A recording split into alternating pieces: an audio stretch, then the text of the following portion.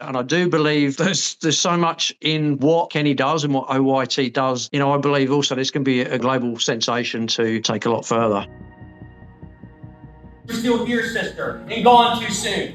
I don't want you gone. I'll say this out loud in my car. I don't want you gone. I want you here. I want you resting easy at your house. I'm not a first responder, but I know pain, emotional trauma. To leave that security for the unknown so that you can bring a message to those that are suffering is incredible. There was a time I had a gun in my hand and I was thinking about making that decision. I think personally, OYT has saved my life because I know he's there. People can actually say, you know what, he knows what he's talking about because he's been where we are. He's stood where we stood. He's seen and smelled what we see and smell. So we can believe him. He's safe to believe. He's not just saying it. He's lived it. I think he's blown past the boundaries of first responders. Even though that's his primary core group, that's his original calling, it does fit the rest of us. And everybody's got something to gain. There are too many of us to ever feel alone. That message to me was so profound. That gives me permission to acknowledge when I get stressed out and to reach out for help. That's what Operation Yellow Tape is about. We want to spread the message that you don't have to wear this gear. You just have to tell your story. You have to talk.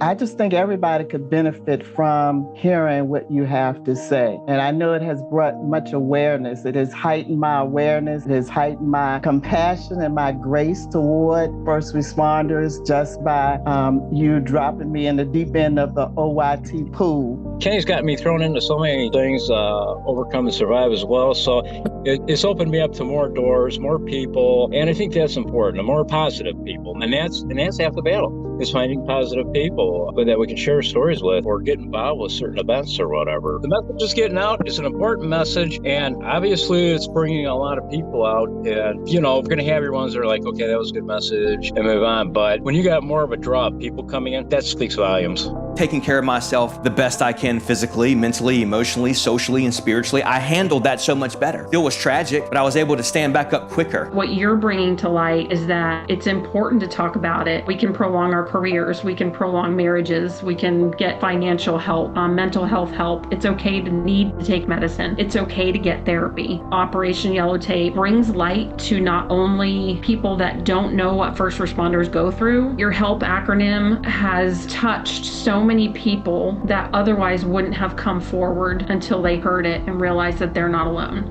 Remarkably passionate and knowledgeable about what you speak, and you are not at all afraid to bring your personal experiences into that when you speak. Not only your background, but your heart that comes through on that.